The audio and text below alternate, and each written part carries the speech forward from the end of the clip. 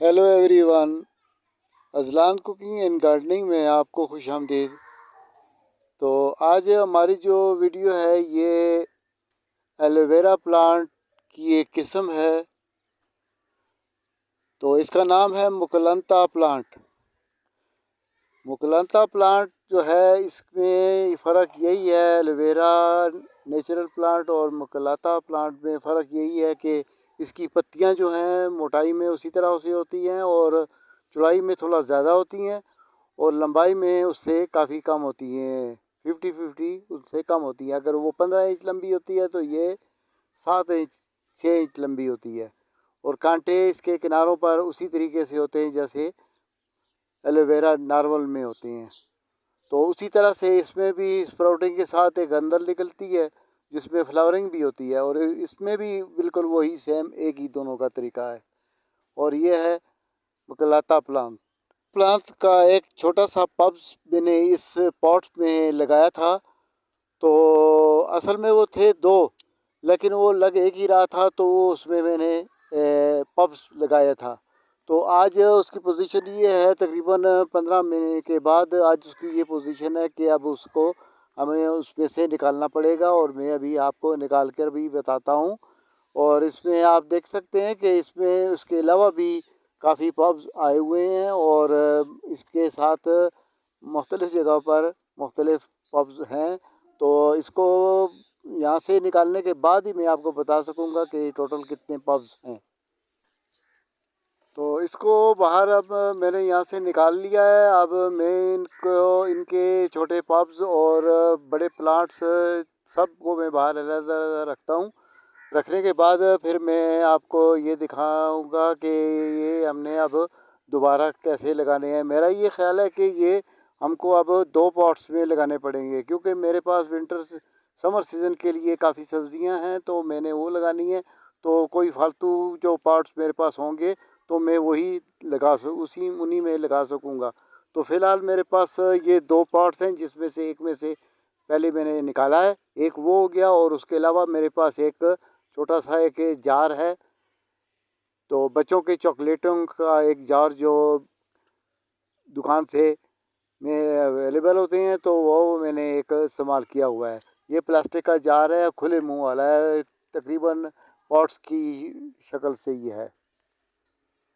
तो अब जो पहले वाला पॉट था तो उसमें मैं अभी आपको दोबारा गार्डन सॉइल और वर्मी कंपोज और काऊ डंग तीनों चीज़ों को मिक्स करने के बाद 10-10 15-15% वो लिए हैं और उसके बाद मैंने इसको मैं रिपोर्टिंग की है और अब मैं दोबारा इसमें नया प्लांट जो है वो क्राउड कर रहा हूँ।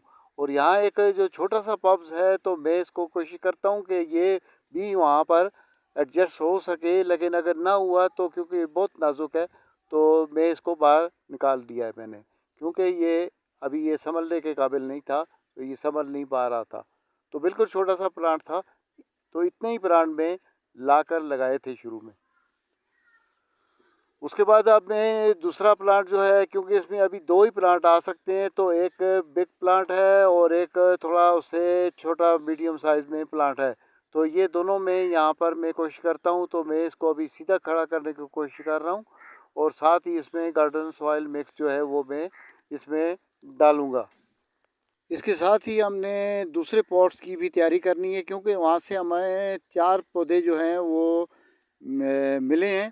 तो 2 तो यहाँ पर ये लग गए और 2 जो हैं बाकी वो उनमें से एक जो है वो हमने ज़ाया कर दिया है और एक जो है वो बिग प्लांट है, यानी मदर प्लांट है जो शुरू में हमने लगाया था।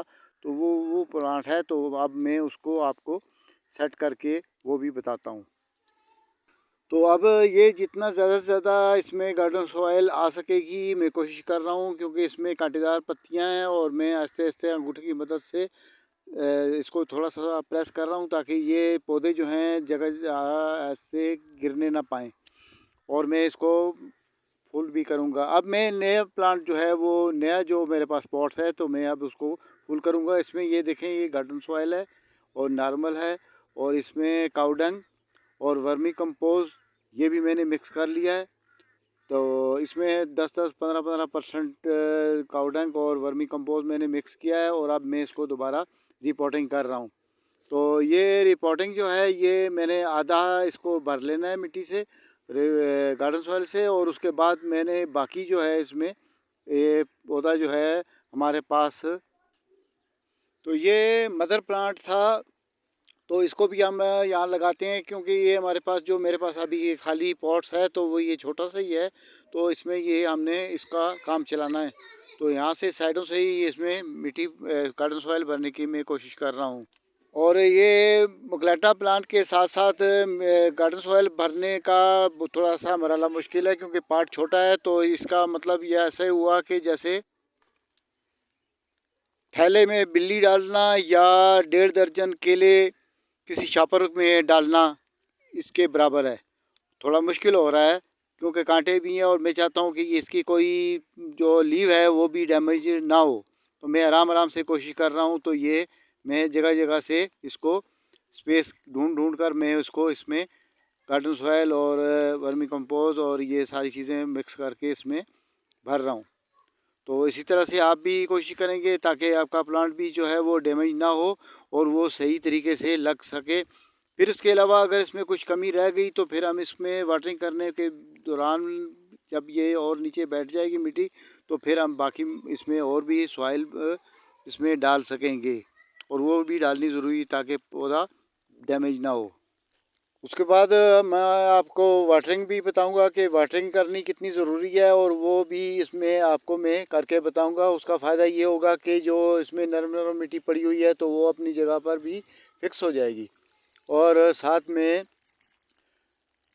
पौधे को भी कुछ मुश्किल का सामना नहीं करना पड़ेगा। उसको जैसा पिछले गमले से निकाला था उसी पोजीशन में वो अपने आप को महसूस कर पाएगा वाटरिंग की वजह से। वाटरिंग पूरी होने के बाद फिर मैं इसको आपको इस डिस्प्ले में लगा के बताऊंगा। और ये आप देखें दोनों पार्ट्स हमारे पास रेडी हो चुके हैं, और अब हमें इन्हें गार्डन किचन गार्डन के बाकी पौधों के साथ इनको भी हम शामिल कर लेंगे। तब तक के लिए थोड़ा सा ये रेस्ट कर लेंगे, तो इनका जो फालतू इनमें पानी डला हुआ है वो भी आस्ते आस्ते निकल जाएगा, और ये फिर वहाँ किचन गार्डन के बाकी पौधों के साथ शामिल हो जाएंगे। और अब ये डिस्प्ले में आप देख सकते हैं, तो ये मेरे पास दोनों पौधे बिल्कुल, दोनों पॉट्स जो हैं वो बिल्कुल रेडी हो चुके हैं, और इसमें वाटरिंग का सिलसिला भी हो गया है। और अब मैं इनको आपके सामने पेश कर रहा हूँ। तो ओके, खुदा हाफिज़।